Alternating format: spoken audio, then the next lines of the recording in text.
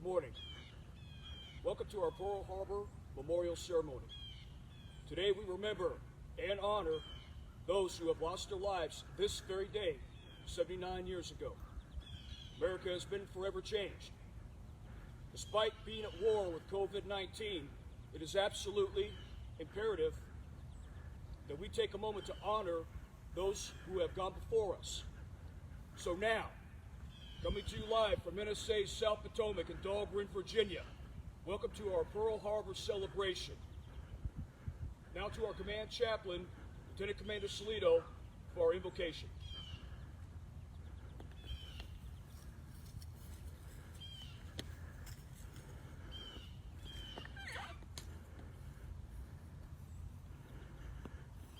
Would you please bow with me for a moment as I offer a prayer?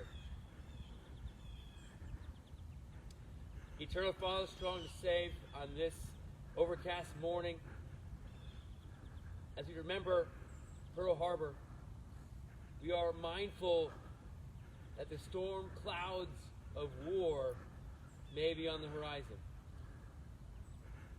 Would you give us mindfulness to use the time that we are not in combat, we are not engaged with an enemy, to love our families well? Would you use this time to train our fingers for battle and our hands for war, so that when those clouds come truly overhead, we may be ready to defend our families, our neighbor, and our land. Amen.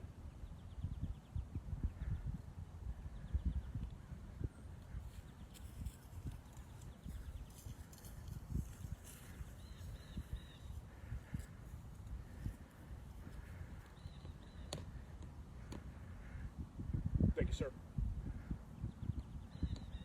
This was, without a doubt, one of America's most devastating days. However, in the darkest of moments, brave Americans rose up to save their fellow countrymen and women. At this point in our ceremony, we're going to share 5 stories of heroism that were born in tragedy.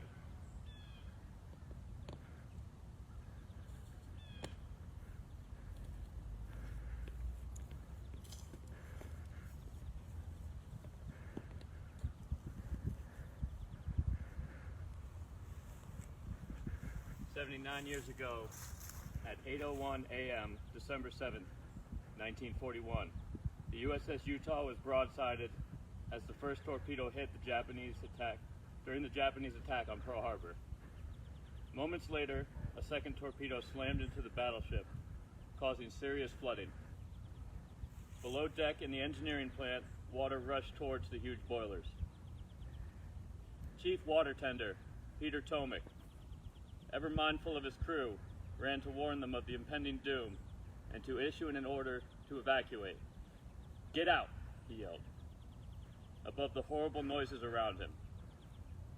He could feel the ship slowly turning on its side and knew that in moments any hope of escape would vanish. While the crew rushed up the ladders and headed for safety, Chief Tomick remained behind in the rolling, sinking ship he called home. At 8:05 a.m., the Utah was practically on its side, listing at 40 degrees. Before the ship rolled completely over, he got the job done to prevent the explosion that would have ended all hopes of survival for hundreds of men now trying to swim to safety. Within 10 minutes, the Utah rolled onto her left side, snapping her mooring lines, before turning turtle and resting upside down on the far side of Ford Island. She was a total loss. In all, 52 sailors were killed, while 461 survived the sinking. Of those sailors who perished, included Chief Tomick, who was posthumously awarded the Medal of Honor for his distinguished conduct and extraordinary courage.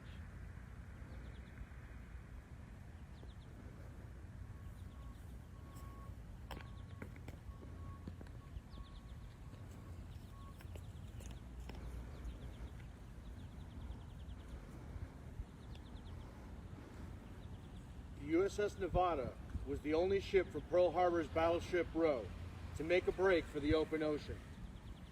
but its great escape might never have happened if not for the efforts of 47-year-old Chief Boatswain Edwin Hill. Shortly after the battle began, Chief Hill and a small crew braved heavy fire and strafing in order to go ashore and cut the mooring lines, holding Nevada to the quay at Ford Island. He then dove into the oil-stained water. Doris Miller was stationed aboard USS West Virginia and is going about his normal daily business, selling mess and breakfast. He was in the process of collecting laundry when the force of the several people struck the ship. When conversations alarm went off, the reporters to his post and the aircraft out of the magazine only to find it destroyed. He then reported to a muster station that was assigned a team that wounded skipper, Captain Murray Benyon. Captain refused to leave his post. So Lieutenant Frederick White ordered Miller to help him and Ensign Richard Romano load the unmanned number 1 and number 2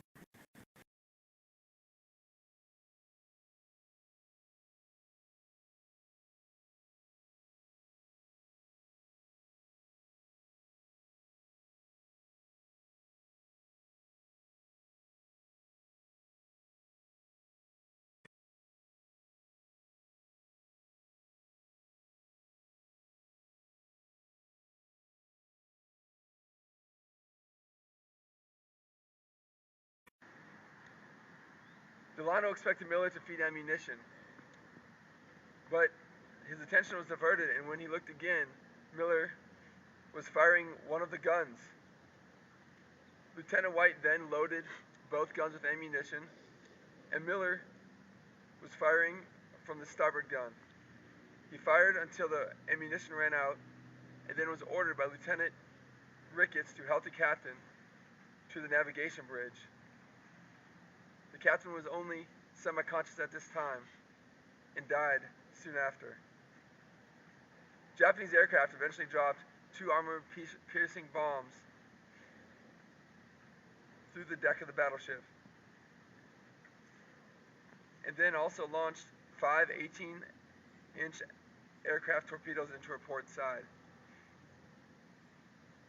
When the attack finally lessened, Miller had helped his shipmates through the oil and water to the quarterdeck, thereby unquestionably saving the lives of a number of people who might otherwise have been lost.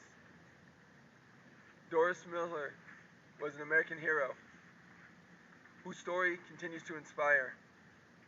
He was the first Black American to be awarded the Navy Cross, the second highest decoration of valor awarded by the Navy after the Medal of Honor.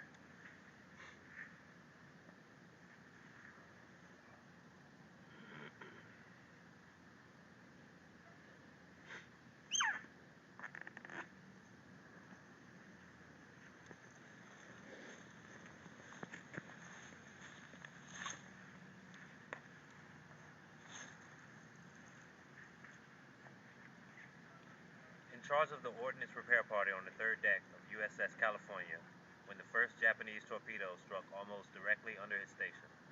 Lieutenant Jackson Ferris was stunned and severely injured by the concussion which hurled him to the overhead and back to the deck.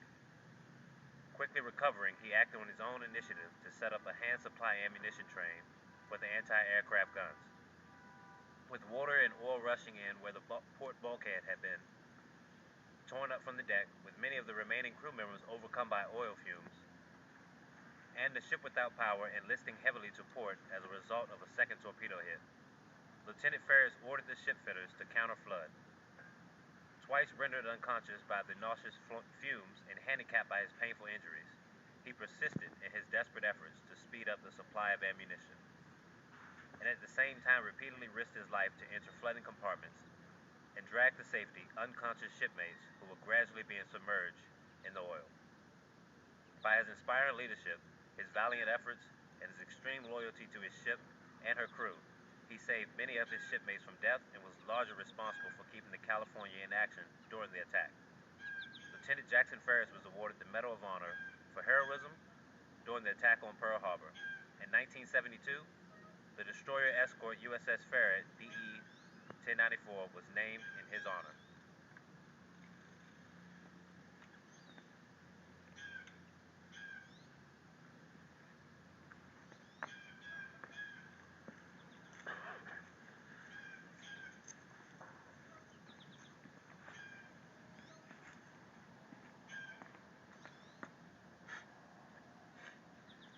Chief Petty Officer John Finn was still lying in bed with his wife Alice when Japanese fighter planes descended on his post at the Kaneohe Bay Naval Air Station, some 15 miles from Pearl Harbor.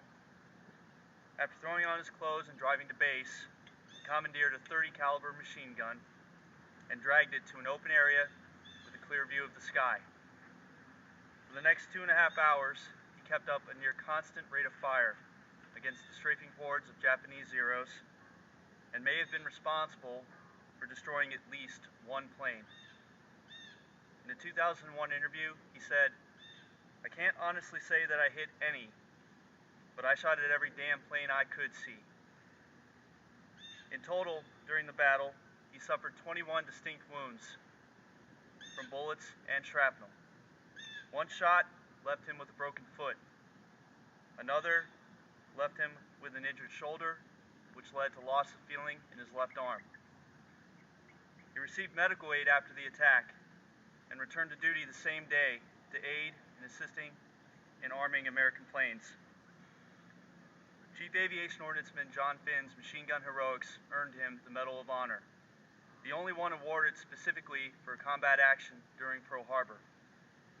Admiral Chester Nimitz presented him with the award on September 14, 1942. DDG 113 USS John Finn was named in his honor.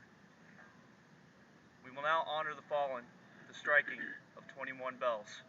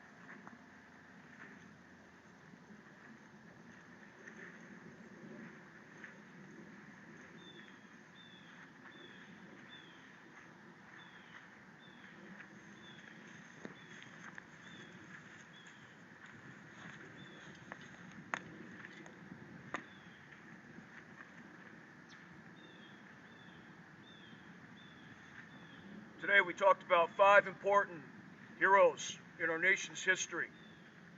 These stories are inspiring and highlight some of the most glorious moments in America's darkest hour.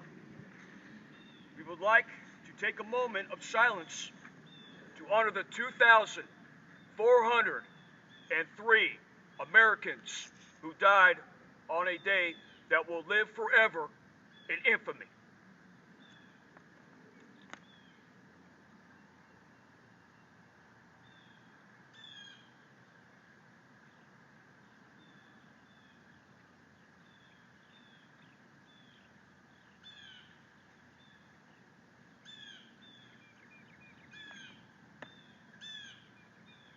And now to our command chaplain, Lieutenant Commander Salito, for our benediction.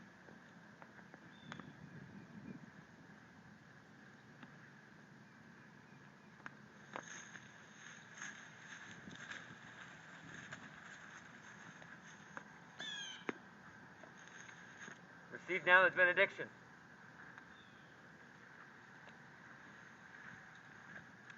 O God, our help in ages past and our hope for years to come, we rely on you. Would you help us to find in you this day the peace to train well, the readiness to always be ready, and the fight to not shirk when that time comes. Amen.